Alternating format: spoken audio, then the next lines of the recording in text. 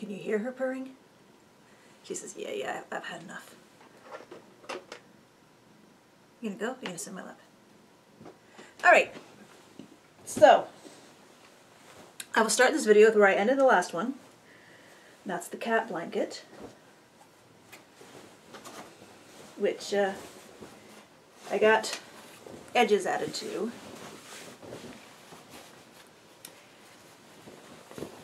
I chose this star patch because this piece that makes all the points of the stars, which is a half triangle and 2 quarter triangles, where the big triangle and the little triangles are the same and then the other triangle is different, is actually what I use for most of the features in the cat face. So there's the half here, quarter here, and then the last quarter, half quarter, last quarter, half quarter. So it just amused me that this star is made out of the same pieces that make my cat face. I got a big picture of it. I was able to get the full thing, full view of it, and there are definitely things I'm going to change next time I do this. Like, I don't like that the spacer blocks that I needed so that they would be offset are just plain up here. So I'm going to come up with a piece that mimics this, mimics the cat chin without the nose, and put that in. And same thing at the bottom in the future. I'll just sew on cat ears in that corner. But I think I said this is about the size for a twin size bed, so I think I'm done adding to the edges to make it bigger. I do have more of this gray floral, but I don't have much left of this, which that's one of the things I want to do, since this was in a grab bag of cloth that I bought for other cloth in the grab bag. So this is good. Now, probably what I will do now is fold it up and put in the top of the closet all the other patchwork blanket tops that I have no idea if they will ever get quilted to anything someday. Because I'm being persnickety here. Sewing little pieces of cloth together, patchwork. Quilting is when you have layers of stuff and you sew through all the layers. So that's why the things that you put on beds a lot are called patchwork quilts, because they're patchwork that's been quilted. But you can quilt plain cloth without being patchwork, and you can have patchwork without it being quilted. I mean, I might, instead of getting batting, I might just sew this to a back to make a lightweight blanket. Maybe someday in the future. Now I'm going to do a jump cut because I want to fold this instead of just throwing it aside. Okay. Walmart got the Hello Kitty singles. I got this one. This is the only one I got, and obviously I haven't opened it yet, even though I've had it since last Thursday. But I have it, and it's ready and waiting when I'm ready. This was the only one that I'd really wanted, so I was happy that I do find it. Whenever the Mario, the Nintendo dresses and singles come out, those I'll probably maybe buy more of. I'm not sure yet. But so I don't make all my doll clothes. I don't thrift them all either. Every once in a while I'll get one that's new. So I put some dolls together. Just the silly little one I did. Those Fodung heads Esther Kuryami sent. One of them, the doll broke. I don't know if it broke in transit or if she put it in broken knowing that I could do something with it. So I just grabbed that head because I was going through my body box and it's like, oh yeah, there's a tiny little articulated Polly Pockets body. Let me see if I can get that smaller dung head on there. So here she is. I did have to put a spacer on the neck. I have no idea what this thing is. You can see a little bit of it sticking out. It's clear plastic and kind of soft, and I know it was on the end of a tube of some sort that I cut off and used the little tubey bit for something else. Yeah, she rattles. I keep anything that looks like it could be useful for bulking up neck knobs to get heads to fit. Finding out about Chris's bread tag technique was very helpful, but I keep every little bit that looks like it's about the right size and shape, and they have come in handy. And that lovely Patsy doll I thrifted last week, I decided to go all out. New face, new hair, even though this hair is just glued on. new body. This is a Disney Store Tiana body that I did a little bit of dremeling in the hip sockets so she doesn't splay so much. And I repainted her. I have put before and after pictures up on Instagram. I think on Instagram, definitely on Flickr.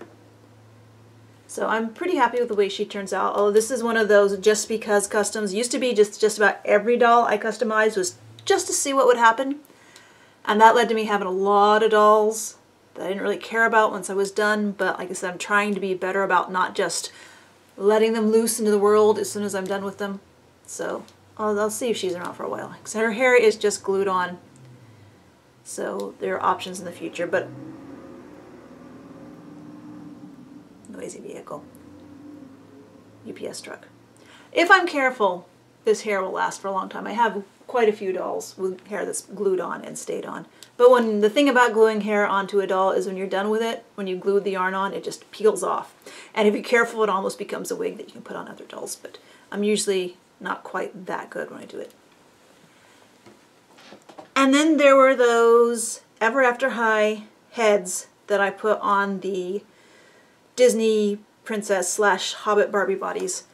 And I repainted them both at the same time, and I wasn't really fond of the way Cupid turned out, but I kind of like Maddie, and everybody agreed. I posted pictures of them together. Everybody agreed that Maddie turned out pretty well.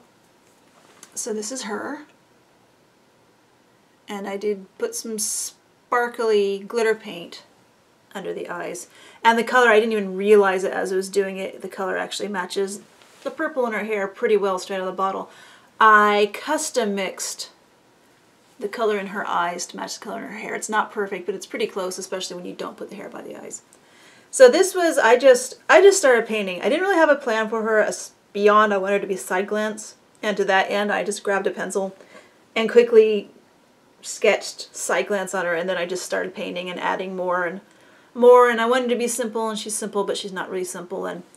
And to do her eyebrows, I'm trying, I guess this is the year when I'm going to try to stop painting eyebrows halfway up a doll's forehead, because that's just my natural tendency. That's where they end up. So this was, this is my variation.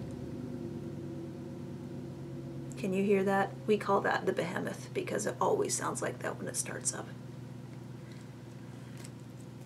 Anyway, this was a technique that Cake Nadel shared a few years ago. This is my variation on it.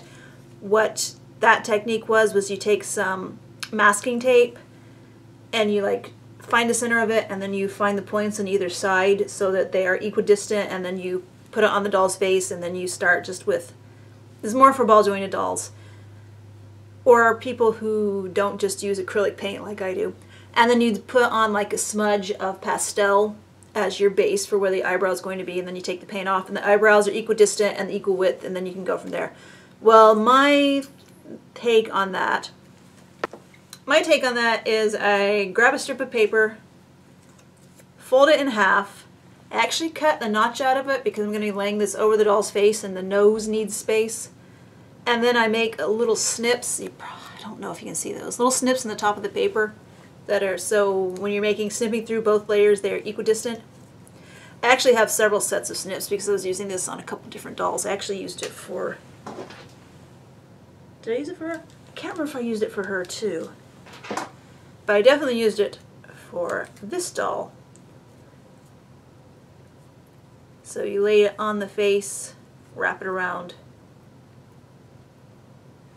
And then I used a pencil to mark out where the eyebrows would be.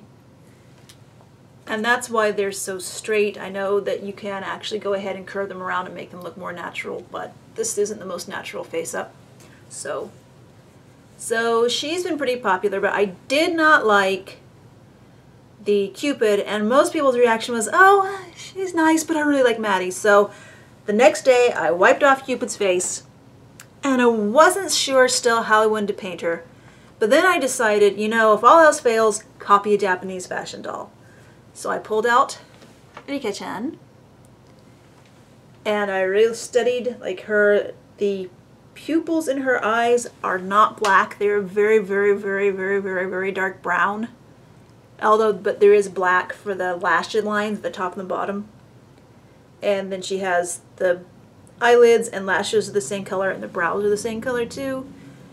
And then I interpreted the lower dot on this side as being the same color as the lips, but then I looked at other Leica's after, it's like, no, they're always that pink. But I decided to make the same color as the lips. And so I painted Cupid. It's not perfect, of course, but I actually managed to get the textures of the paint pretty good, so it's pretty flat. See if you can get the glare off of it so you can see it's not lumpy, because a lot of times my doll paint is lumpy. Part of the reason it's not lumpy is because so much of the eye is not white. Usually when I paint doll eyes, I lay down the white first and then paint on top of it. But since so much of this eye is not white, I actually painted the white as a separate section. So that big brown for the pupils and then the purple for the irises are just laid down on bare vinyl, and then the white is laid down next to them. So I think she turned out pretty good. I don't know if you can see. I did completely freehand her eyebrows, but considering Rika's eyebrows are all the way up there and at an angle, I think they turned out pretty good and even enough. They're not perfect. I mean, one of the reasons I decided to repaint her is because her eyes that I had painted before weren't the same size and quite the same angle, and they're still not perfect, but they're pretty good. So I have posted pictures of these two together. So that was my adventures in doll painting last week and over the weekend. And then I thrifted. I went out yesterday. Cause oh, I forgot. I put it on my desk to remind me. This shape of her hair, this kind of big bump in it, there's actually some foam, some of this kind of foam, that I cut a strip of, and I used straight pins to pin it to her head, and then I brushed. It took me a long time, and it's still not very smooth because I've never been good at making the hair gathered into ponytails be smooth. So that's combed over that foam. And of course, if the foam weren't gray, I wouldn't have been so picky about getting combed over. So you can still see the gray through it when you know what you're looking at. But using this foam and doll hair is actually an idea I got from Mattel, because they have done that with dolls too. So I decided I wanted to try it for a while. I've had this Buy My Barbie hairstyling stuff for a while, and I finally did it.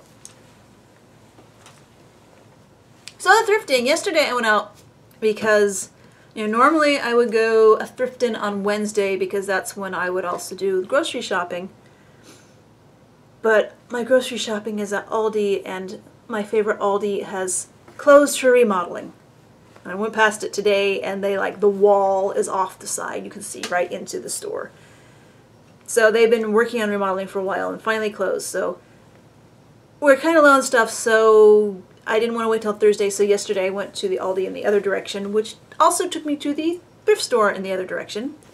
I didn't grab out. Most of what I got was sewing stuff. I got a couple packs of vintage patterns, grab bags, and this big bag of what I first thought was serger thread, but it turned out to be embroidery thread, but you can't use embroidery thread on sergers. So I gotta figure out which of this stuff I'm gonna keep and which I'm going to resell, because some of those vintage patterns might go. So the doll stuff I got.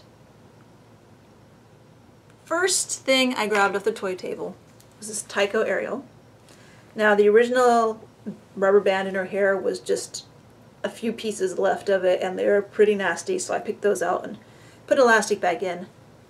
I thought initially that she was way more tan than other Ariel dolls that I've had, but I think I'm imagining things. I think she's just this plain old standard Ariel, Tyco Ariel, so I'm not sure if she'll stick around or if she'll find a new home, but her hair is in pretty good shape, so I couldn't just leave her on the table and let her hair get more and more snarled and snaggled. And the other thing on the toy table was this, which when I picked it up I thought, wait, was there a Great Shape Barbie variant in yellow? Was there like Great Shape Christy or somebody? And I looked it up, and as far as I can tell, this is just a clone. I mean, when I dug out one of the original Great Shape Barbie jumpsuits, you can see this is wider. But other than that, the construction, the material, I mean, this feels just like this. I mean, So I'm not holding my breath that this would fit curvy, but that if this does fit curvy, I'll be ecstatic because I just think it's hilarious. So if any of you happen to know who this came from, I would love to see a picture of the original doll. And then another thing that I picked up in that store, the other thing I picked up in that store that was not sewing but was specifically for dolls, was Color of the Week, so it was 99 cents. It's a Little Charmers Hazel. Apparently Little Charmers is a cartoon I've never heard of. It was on this body originally, but I picked it up. I thought, well, first thing that attracted me is that it was a great hair color, although it's nylon and in terrible shape, so I'm still working with it. But I thought, you know, that head might work on that 17-inch Endless Hair Kingdom Barbie body I've been looking for a head for. And this is how it looks. It was actually a perfect, I had to boil water in the tea kettle and pour it around the neck on this doll to get the vinyl softened, because there's no way I was going to boil enough water to dunk this whole head into. So I was able to soften up just the bottom and get it off and get it onto this body, and it's actually a perfect fit. She doesn't have much tilt, but I can't remember if the original did either. But I didn't have to alter anything. I didn't have to enlarge this neck or shave down the peg on the body. And see, this is a, like I said, great color hair. I'm definitely going to repaint her. Her face, I mean, there are missing chunks of paint in her lips and her eyebrow anyway. And this should be interesting to paint because, I mean, I'll see once I get the paint stripped, but I don't think there's going to be anything like eye weld definition on this. It's basically going to be a big empty canvas. As I said, I have been working on brushing her hair. It still makes that terrible sound, that crrrk sound when you brush it, so it's not good yet. I might condition it a little too. But I'm happy to finally get a head for this body, even though it is a larger head than the body had to begin with, which is kind of unexpected because this body's original head was pretty big. It was just not big in a cartoony way. It was a big in a, that's a big Barbie head way. So another project, another step in a project that will be another fun project to paint when I'm in the mood for painting, which I don't know. Again, and the skin match is not perfect, but it's actually, it could be a lot worse. And I think blushing will probably be all it takes to make this head match this body better. I initially thought about dyeing it, but it's like, no, if this hair is nylon, it will take the dye up better than the vinyl of the head. I don't want to do that because I like this hair color. And then I hit some thrift stores today. I got more sewing patterns. I'm not going to show you. This gal is on the toy table. It's Walmart, what's it called? My Life? Is it My Life? Anyway, the only thing she's missing is the headband from her hair. I'm not sure if I will keep her or find a new home for her or just steal her clothes. Her boots, at least. We'll see. And there were a bunch of these guys. Well, a bunch. These three. Which I remember when these were in the store. They are spin heads from 2003.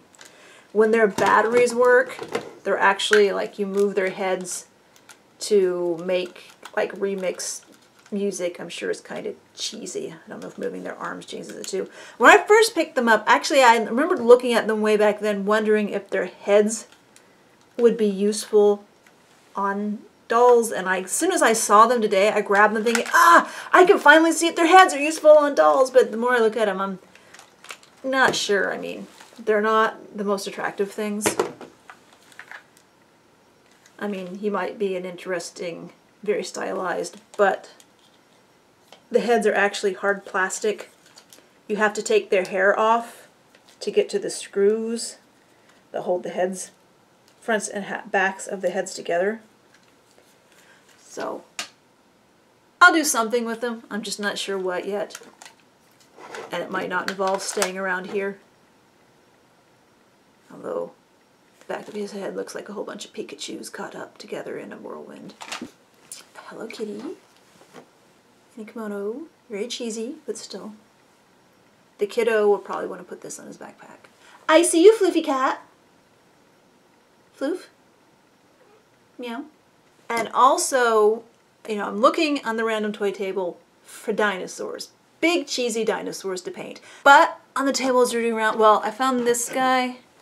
It's like, yeah, I don't want to paint dinosaurs this little, but I think I will happily paint a frog this little into ridiculous pastel colors. Because it's a frog and it's cute. But also on the table were horses. And I thought, oh, I can paint horses ridiculous pastel colors. This one I will need to build a stand for. It has a hole in the bottom. This is a little briar horse. Of course, I look at this and I almost wonder, should I try to put a unicorn horn on it?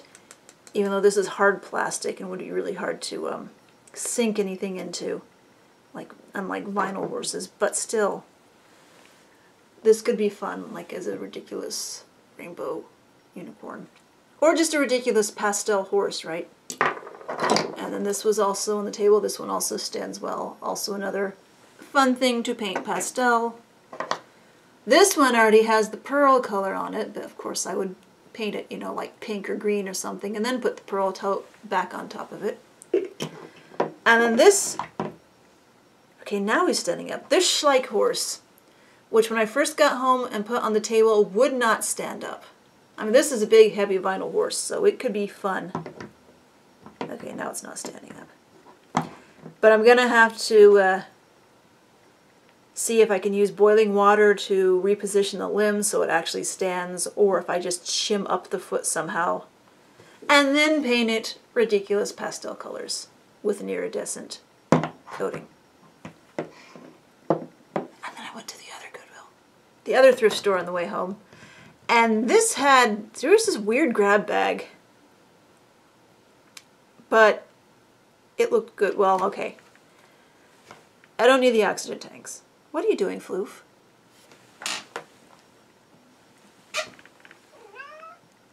Floofies?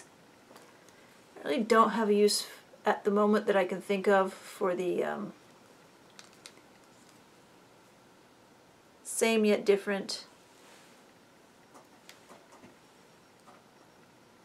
Cat, what are you doing?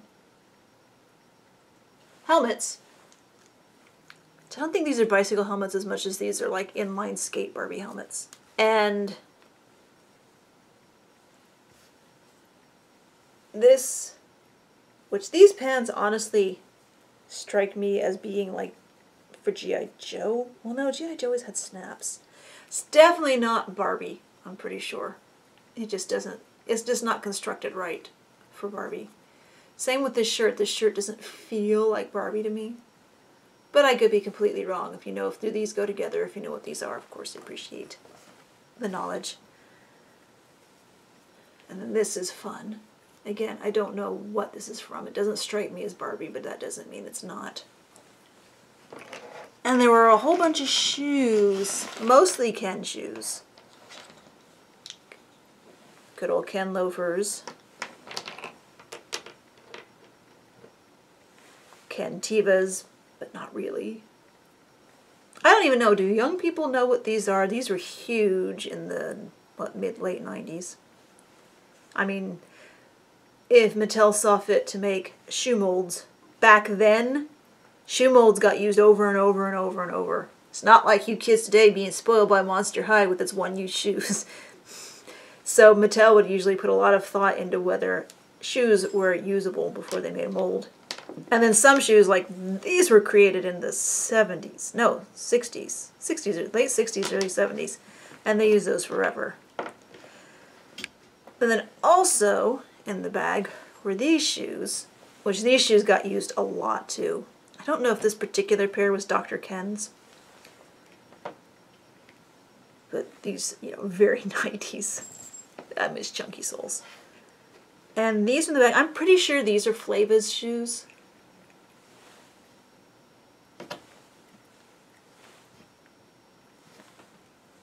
Which I think these were, if they're Flava shoes, they came with girls, although they fit the guys, but it's an odd in-between size. It's not as big as a Ken shoe. So this will work on a lot of odd-sized foot dolls that I have. And also there's a pair of Barbie ice skates, which I am blithely ignoring the fact that the Olympics are going on right now, so it's just like random ice skates. Although one of them I just noticed the one blade says Malaysia and the other one the blade says China. So these weren't originally a pair. So I'm wondering how many pairs of ice skates whoever originally owned this had. And the dolls I grabbed. This one, just because she has articulated knees, so I'll probably steal her legs for some other body, and if that body has compatible legs, I will put those back onto this body and then let her go back to the donated wild. So my battery ran out, but I think this is the only doll I had left to show, which I'm not sure who this is. I didn't realize there were many Barbies with the fashionista style bodies made who had Millie sculpts, and she has a lot of head glue, which if you follow me on Instagram, then you saw the scalp that I cut off of a doll face I was using for some other purpose, and the scalp had so much glue in it. It's like it was this big column of glue. It was disgusting, and I picked it off, but I don't know what I want to do with this because the hair could potentially be useful if I just degreased it. But who is this with her dark pink lipstick and Millie head and rock solid head full of glue, which Mattel seems to have moved away from the process used for glue heads. And when I found her, her arm was half pulled out like that, which I don't think you can do with the older fashionistas. And that's it. That's really, I'm going to stop talking now. I would wish you happy Valentine's Day because that's what it is now, but you'll be watching this tomorrow at least, so happy half-off candy day. Have a good one.